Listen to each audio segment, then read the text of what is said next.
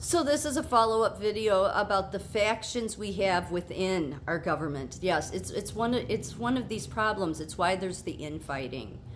I don't know why, like, Republicans have to form their little groups, and then there'll be splinter groups off of that. This is everything that the founders feared, was these factions, and we have enough of them. I mean, LGBTQ is considered a faction, BLM. It's all of these things that will eventually destroy the country, because nobody's putting the interest of the Constitution first. Nobody's putting the interest of the country first. When you want to make excuses for why you want to push your ideology onto children, but with drag time story hour in the classroom, it has nothing to do with the bullshit you spew. It should be an obvious one. Does that seem like it's going to help anybody? No, it is not. Does it seem like it's in the best interest of the country? No. This is what our founders wanted, so that the parties would not. But we have parties that, the Democrats even have one, Blue Dog Coalition. It's a caucus of centrist members of Democrat Party in the United States House of Representatives. The caucus was founded as a group of conservative Democrats in 1995 in response to defeats in the 1994 elections. Historically, the Blue Dog Coalition has been fiscally and socially conservative. So there you go. So it's both sides, and the reason all the infighting is because how many of these people really should be there? I mean, I think all of them, whether they've been there, definitely if they've been there for a long, they've lost sight of what's important. They have. There's no reason that it can't just be an obvious thing that you need to do. I mean, everything we're facing right now is a matter of, you just ask yourself, is this the best thing for the country? Now, you will get arguments made by people. Let's use, for example, the LGBTQ, drag time story out in the classroom.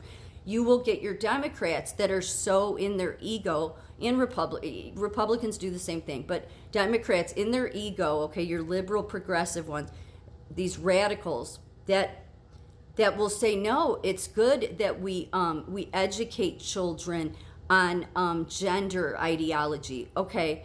But is drag time story hour in the classroom reading, and they're basically cartoon porn books, and that's a real thing. Anybody who hasn't looked that up, there's enough out there. Then does that seem like it's a good? No, that's an obvious one. But because these people, whether they realize it or not, are not about respecting the Constitution. We have so many people in government that don't respect it, on the left and the right, and we have so many of these factions within these political parties, along with just right out in your face. Does BLM seem like it's a good thing for the country? Absolutely not. Absolutely not, because they're a terrorist organization. So this is how over time everything really, it falls into chaos. Why do the Democrats, why do the Republicans have to do this shit? Like, really, why can't Jim Jordan, all of it, why can't you just go there and do your damn job, okay? You got to form your little political allies? That's such bullshit.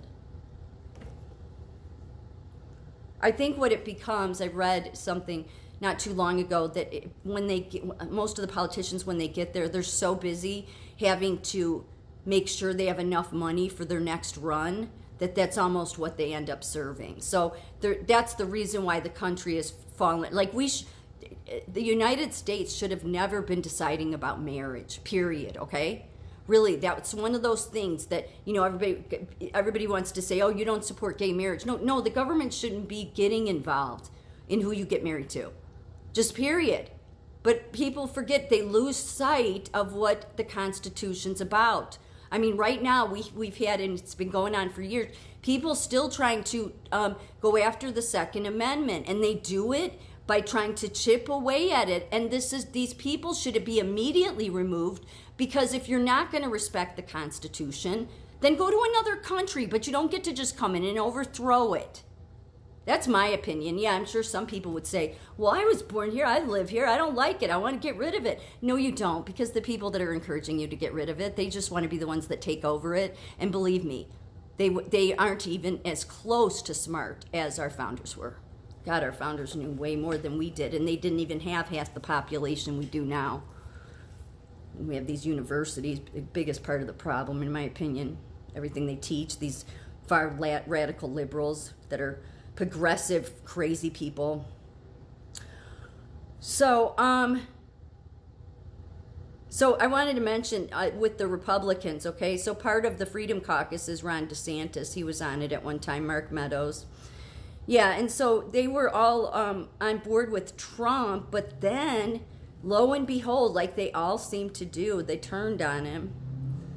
Yeah, so the House Freedom Caucus was involved in the resignation of Boehner on September 25th, 2015, and the ensuing leadership battle for the new speaker.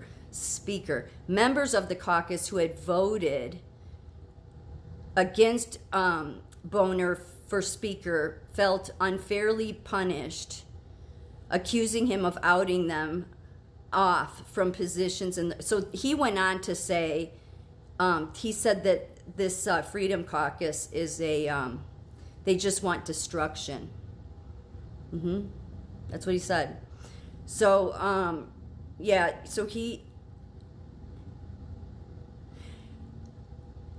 accusing him of cutting them off from positions in the Republican Study Committee. Why do you guys have to have a Republican Study Committee? And depriving them of key committee assignments. Boehner found it increasingly difficult to manage House Republicans with the fierce opposition of conservative members of the Republican Party in the House, and he sparred with those House Republicans in 2013 over their willingness to shut down.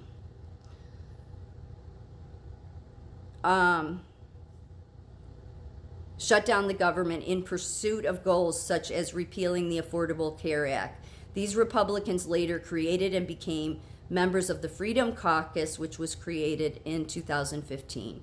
After Boehner resigned as Speaker, Kevin McCarthy, the House Majority, was initially the lead contender to succeed him, but the Freedom Caucus withheld its support.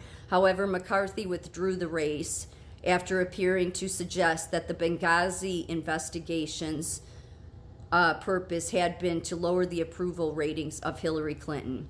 On the same day as McCarthy's withdrawal, Reed Ribble resigned from the Freedom Caucus, saying, it was Reed Riddle, saying he had joined it to promote certain policies and could not support the role that it was playing in the leadership race.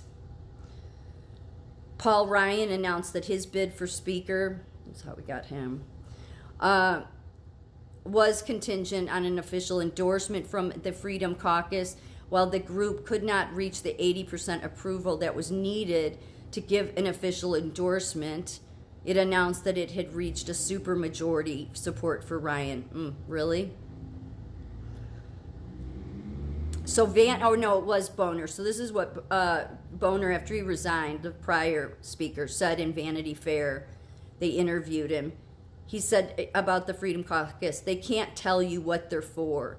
They can tell you everything they're against. They're anarchists. They want total chaos, tear it all down and start over. That's where their mindset is. So I would think no matter what faction it is, in the Democrat Party, Republican, they all have them, these little sections of it, and that's the problem.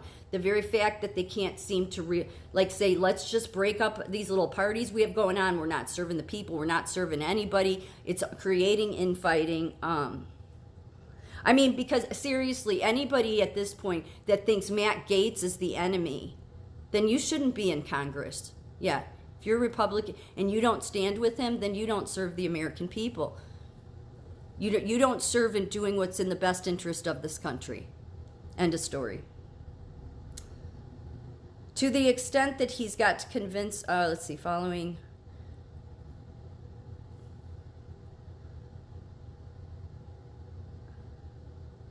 They also manage to, it's almost like they stand on these things like they want to repeal the Affordable Care Act, which should happen, but then it just doesn't happen. Yeah, because of Paul Ryan and many people, it just doesn't seem to happen. And then, a lot of these groups, well, they're no different than your Club for Growth. Remember when Trump would call it Club for No Growth that DeSantis was tied to? Yeah, it's all part of the same groups. They're just different factions of these little groups.